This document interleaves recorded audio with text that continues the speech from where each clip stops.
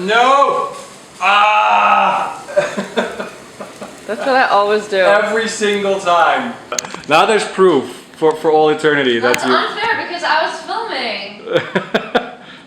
Actually, that's what makes the tea really, really, really good. It has to create a mess before it's perfect. Yeah, and who cleans that mess? I do. Oh.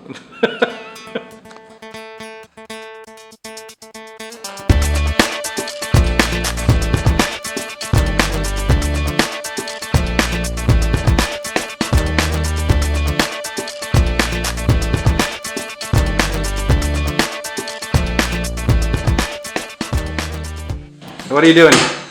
I'm making chai. Chai. You mean chai tea? Oh my god, I hate that. How people call chai tea, and then, you know, chai means tea, and then it's doubled, it's TT. So I'm just making chai. Just making chai, so just making tea. One time, I'm making it one time. You're just making tea then? I'm making tea. It's milk with tea. It's what we call actually karak in Bahrain. I don't think I'm doing it right. It's too much pressure. My father-in-law, who is your father, loves karak after he went to Bahrain. Yeah. He's obsessed with karak, and now I have like every time somebody goes to Bahrain and back, he's asking for people to bring him like the instant karak. I didn't even know that existed. But there's these instant karak. Yeah, I know. My suitcase was full of them one time. Like I had to throw away clothes and everything. And just karak. You didn't have to throw away. I did not turn on the water for you. Oh. So when I first moved here and I went to like a cafe, I don't remember where, in Amsterdam, which one, and I saw the menu, it said like mint tea, and I got so excited. I'm like, yes, nostalgic, and you know, I'll get that. And then I ordered mint tea, and then the waitress brought it out and it was just like water with fresh mint in it, and I looked at her and I was like, where's the tea? People here call it mint tea. I call it mint water, or like water flavored with mint. Right. But it's not mint tea. Let's turn this around to you. Yeah, people like to have just like twigs of mint in their tea, and then you just like get poked in the eye with the mint. That's the Dutch way of doing that. No! Ah! That's what I always do. Every single time. Hey guys. Hi. We are back. We are back. So, here we are. Was it 2 years ago I first went to the Middle East. My first experience was in Lebanon. Went there for Christmas with with Fatim's mom and her dad. First thing that pops to mind when I think of the Middle East is the food, which is amazing. Especially Lebanese food. Lebanese food is the best. Yeah, it is. So I remember going there and like Fatim told me all these stories about her dad, you know, like when like ever she had a guy friend, he would be like super like unresponsive to them and everything, so I got super nervous. My dad hated all of my guy friends. I don't know if he hated them, but he was super serious. He would give them death stares. They had to earn it. Yeah, so I was like super nervous to meet him. Turns out he's the sweetest guy in the world, so I had nothing to worry about, but in the beginning I was just like, oh, who is this man I'm going to meet? Because I met her mom 2 or 3 days in, so that was pretty, you know, like I already met her and I talked to her on the phone a lot, so it was no big deal. But then, yeah, her dad was a whole different situation because I heard all these stories. But what was your impression of the actual region, like the Middle East, the country? Oh, the people are super friendly. It's just, it's chaotic, but there's sort of, I don't know, I like the chaos there. There's just it just works. I think it's organized chaos.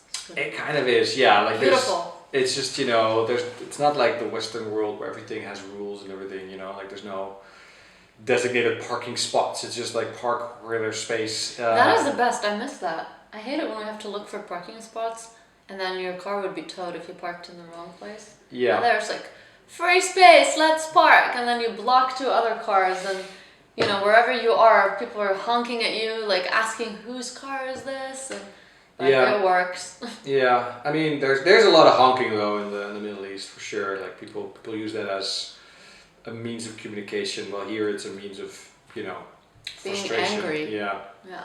I mean, here there's a lot of bikes. That was the difference for me when I moved to the Netherlands. I had to get a bike and I started biking, which was really, really interesting. But I definitely had a lot of accidents moving in here. Yeah, I remember, I don't know, like it wasn't that far along in our relationship, and it was snowy, like icy on the road, and we went out for a date, and she just slid down the road like nothing I've seen. I fell on my behind. I was wearing a nice white dress. Yeah. And we were going to a museum, No, it was like a speed dating event. Oh yeah, yeah. It was. That was fun. I remember that. Do you remember that? I do. That was like. It was a nice speed dating. I was taking him with me on a expat kind of event, which was fun. But I was wearing this nice, beautiful white dress, and my bike just swerved, and I fell right on my ass, and then I was so embarrassed. My whole dress was black. And he was so sweet about it, but that was really embarrassing. But I've definitely had a lot of accidents way before that. I mean, every couple of months or so, I get a text message saying, like, I fell. I'm like, oh, are you okay? It's like, yeah. It's like, okay, thank God. When I first got a bike, I think some of my family members felt bad for me, as if it's like, oh look, poor her, she has to bike everywhere. They're just not used to the idea of biking everywhere, because everybody has a car there. You know, you go to school or wherever you want to go is with car.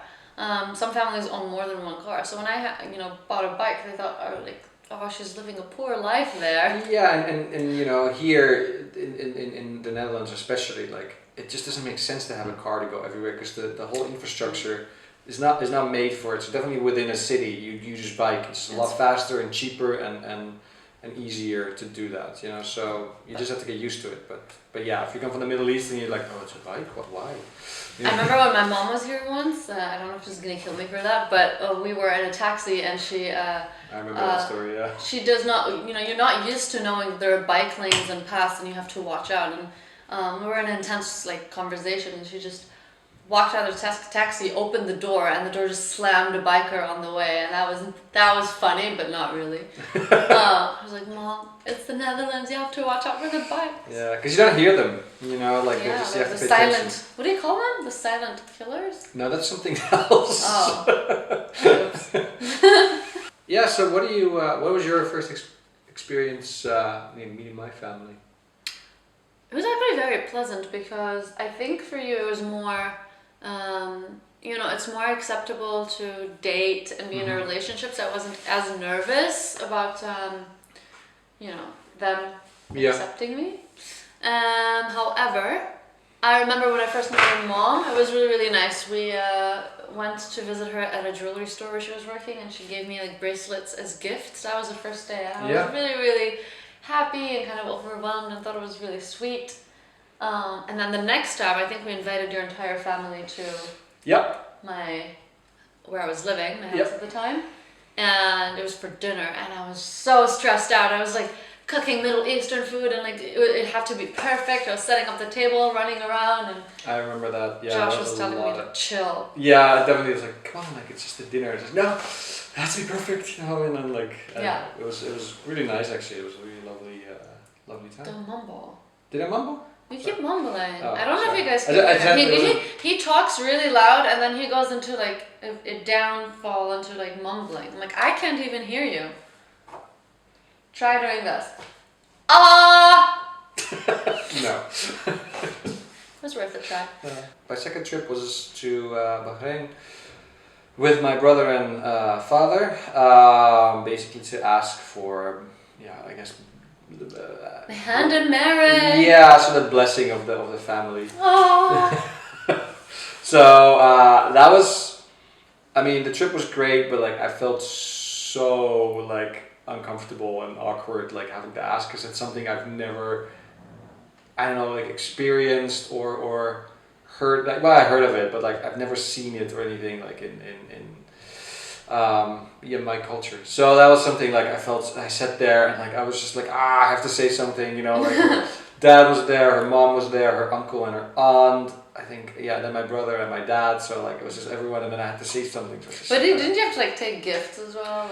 Yeah, we took gifts. Well, that was my dad. My dad was actually a really uncharacteristically so really smart and sort of on top of those things. So he brought gifts for everyone, Dutch cheese and chocolate and a book about Holland and I don't know what, and like a cheese grater and the whole shebang. What did you think of Bahrain then when you first went? Like, what did you see that's very different, I guess? I mean, like, what's different? Well, it's very small and like compact. First of all, of course,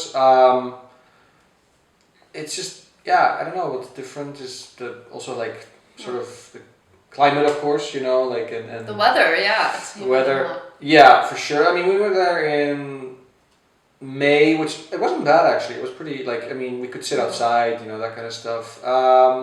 Like really, you went to a mosque, like tell us. Yeah, I went to a mosque. I learned more about Islam there, you know, or in the thobe, which is like the white roby thing. The thobe. The thobe. Yeah. What was like your first your misconceptions about Islam that kind of changed or that you didn't know? I think sort of I don't know, like the inclusiveness or something, you know, like I always thought like, and I believe that for most religions, or believe that, I guess, is that, you know, like you can't, like other religions are the enemy, you know, like, so it's like my religion or your, you know, like everything else is wrong. Which turned out like, you know, like what they explained to me there is like, you know, like when they go to Western countries, they would go to church or something, you know, and there's nothing, they don't believe, you know, like necessarily that like, oh yeah, because you're Christian or whatever, like you are wrong. It's just, you know, like we believe this and I mean, there are different people and different kinds of Muslims, of course, and they have like different beliefs. It depends on how liberal you are, I guess. But I didn't have that problem at all, obviously. His family was open to welcome me immediately. My family was welcoming too, but for you. So. Yeah, absolutely. Oh yeah. But absolutely. I mean, like, I didn't have that worry because it's very common in their culture, you know, today to like be in a relationship and probably not even get married. You don't have to. No. In our culture, like that's a bit different. You know, being in a relationship with no kind of end goal is a bit of a taboo. Mostly, I think, still. But his family was very, very nice, and they welcomed me. But I do. I have to get used to all of the Dutch cultures. Like we still celebrate different things. Like there's Christmas, but there's also Sinterklaas, which is something before Christmas that the Dutch celebrate. And then it's the original Santa Claus. So I don't know about that. Yeah, that's true. what they say. Yeah, I don't true. believe that. And you know, like they have this. You know, your bitterballen, the food. Bitterballen. They don't really have like a really rich cuisine, but no, there's a reason for that because it's all like it's all potato and mashed potatoes. So like if you're Dutch, and sausage and stuff. Yeah. And they have this raw fish called the herring that you eat Yeah, raw it's like this. pickled herring. Pickled herring, and I don't like that. I No. cannot integrate into it. No, like you have to be Dutch, I think, to like that. I don't know. It's acquired taste for sure. I think one thing probably you weren't used to, and I think I try to push it, is that whenever we travel to see family or families coming, we have to buy gifts to give them. Yeah. And that's something I had to explain to Josh so many times. Like, we have to give them gifts because we can't go empty-handed. And so every time we go on a trip, like basically we spend a significant amount of time just finding gifts for everyone. I was like, well, we don't need to have gifts for everyone it's every no one's trip. birthday or anything. Yeah, it's like we don't need to. Like no one else does that. You know? But It's like, vice versa too. Like my family, when they come here, they're like, we have to give gifts to your family, and I try to say they don't need gifts. Like they don't expect that. Everybody chill. But that's funny. I mean, it's nice to bring something if you see something like, oh, like that person would really like that. But it's not like a necessity, I guess. I mean, remember when going to Croatia, where it's like, we have to get gifts for them, and then we're like, no, we don't. I still do that. I still keep that kind of. Yeah, hold on to that. Yeah, it's nice, but like it also, I don't know. How do you feel about cooking with the spices? Well, I mean, I've always cooked with spices, I think, so that wasn't like necessarily new to me. Like you I mean definitely like salt and pepper. Salt and pepper are not spices. You know, I use more than that. But there's definitely like new spices I've never heard of, like black lemon, for example, which is black lemon powder. Black lemon powder is like the black lemon itself, right? Which is so it's I think it's kind of like a dried lemon and then crushed into a powder. Yeah. And it's really, really, really good. Whenever my mom comes to visit us, she's like, "Do you need black lemon powder?" I'm like, "No, Mom, you brought this." We like, had last so time. much black lemon powder at some point. We just had like containers. Containers of it, and then that and cardamom, powdered cardamom. But we know that everybody has a different experience, and ours is just ours. But we do want to hear from you if you're in a similar position, or you've just moved for an exchange program or for school, and you've had first impressions of different countries, and you have to change that later. We would love to hear from you. Absolutely. But also, if you have questions for us specifically, please put them below in a comment. Yeah, and don't forget to subscribe either there or there.